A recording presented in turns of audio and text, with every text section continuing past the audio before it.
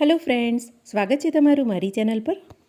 તો આજે હું તમારી સાથે શેર કરીશ લાઈવ ઢોકળાના પ્રીમિક્સની રેસીપી અને એમાંથી બનતા એકદમ ઇન્સ્ટન્ટ લાઈવ ઢોકળાની રેસીપી। આ રેસીપી તમને બહુ જ યુઝફુલ લાગશે કારણ કે 5 જ મિનિટમાં આનું પ્રીમિક્સ બની જાય છે અને રૂ જેવા સોફ્ટ ઢોકળા માત્ર 10 જ મિનિટમાં આથા વગર તૈયાર થઈ જશે। તો ચાલો ટાઈમ વેસ્ટ કર્યા વગર જોઈ લઈએ આની રેસીપી। તો સૌથી પહેલાં આપણે લાઈવ ઢોકળાનું પ્રીમિક્સ બનાવીશું। એની માટે એક બાઉલમાં આપણે 2 કપ ચણાનો લોટ લઈ લઈશું અને ચણાના લોટને તમારે ચાળીને જ લેવાનો છે। હવે આની સાથે આપણે 1 કપ ચોખાનો લોટ લઈ લઈશું અને અડધો કપ આપણે આમાં સોજી નાખીશું। સોજીની જગ્યાએ તમે રવો પણ લઈ શકો છો। સોજી નાખવાથી આપણા ઢોકળા સોફ્ટ અને જાળીદાર બને છે। હવે આમાં આપણે સ્વાદ મુજબ મીઠું નાખી દઈશું અને અડધી ચમચી હળદર નાખીશું અને સાથે જ આપણે અડધી ચમચી હિંગ નાખીશું। હિંગનો ટેસ્ટ આ ઢોકળામાં બહુ સારો આવે છે। હવે બધી સામગ્રીને આપણે સારી રીતે મિક્સ કરી લેવાની છે। તો આ પ્રીમિક્સનું માપ બહુ સહેલું છે। 2 કપ ચણાના લોટની સામે આપણે 1 કપ ચોખાનો લોટ અને અડધો કપ સોજી લેવાની છે અને આ રીતે તમે માપ એકદમ પરફેક્ટ લેશો તો આપણા લાઈવ ઢોકળા બહુ સોફ્ટ અને જાળીદાર બનશે। તો જુઓ, માત્ર 3 થી 4 મિનિટમાં જ આપણું લાઈવ ઢોકળાનું પ્રીમિક્સ અહીંયા બનીને રેડી થઈ ગયું છે। તો આ પ્રીમિક્સને તમે 2 મહિના સુધી એરટાઇટ ડબ્બામાં સ્ટોર બી કરી શકો છો। પર અત્યારે હું આ બધા પ્રીમિક્સના ઢોકળા બનાવીશ। તો એટલા માટે આપણે અહીંયા પહેલાં 2 કપ છાશ નાખીશું અને છાશ ખાટી હશે તો ઢોકળા બહુ સરસ ખાટા બનશે। હવે છાશને આપણે સારી રીતે મિક્સ કરી લઈએ અને હવે આમાં આપણે નાખીશું ત્રીજો કપ ભરીને છાશ। હવે ત્રીજો કપ આપણે જ્યારે છાશ નાખીએ ત્યારે એક સાથે નથી નાખી દેવાની, થોડી થોડી છાશ આપણે નાખતા જઈશું અને મિક્સ કરતા જઈશું અને જરૂર લાગે એટલી છાશ આમાં આપણે નાખી દઈશું અને સારી રીતે મિક્સ કરતા જઈશું। તો આ રીતે કરવાથી બેટર આપણું સરસ સ્મૂથ તૈયાર થશે અને એમાં ગઠ્ઠા નહીં પડે। તો જુઓ, 3 કપ છાશ મેં આમાં નાખી દીધી છે। હવે સારી રીતે આ બેટરને હું ફેટી લઈશ। તો જુઓ, સરસ સ્મૂથ આપણું બેટર થઈ ગયું છે અને આની કન્સિસ્ટન્સી આપણે આ રીતે જ રાખવાની છે। હવે આને ઢાંકીને આપણે માત્ર 3 થી 4 મિનિટનો રેસ્ટ આપીશું અને 3-4 મિનિટ પછી આને આપણે ચેક કરી લઈશું। તો જુઓ, સરસ આપણી સોજી આમાં પલળી ગઈ છે અને સોજી ફૂલવાથી બેટર આપણું થોડું ઘટ્ટ થઈ ગયું છે। તો હવે આ બેટરમાં આપણે થોડું પાણી નાખીને બેટરને સરસ સેટ કરી લઈશું।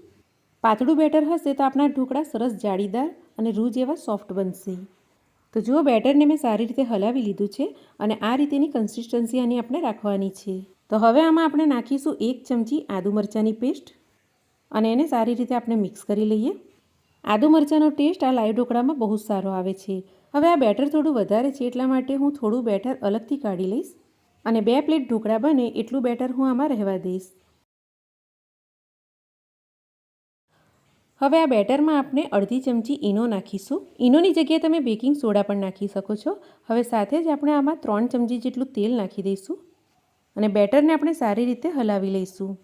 બેટરમાં છાશની ખટાશ છે જ એટલે ઈનો તરત જ સરસ એક્ટિવેટ થઈ જશે અને બેટર આપણું ફૂલીને સરસ ડબલ થઈ જશે।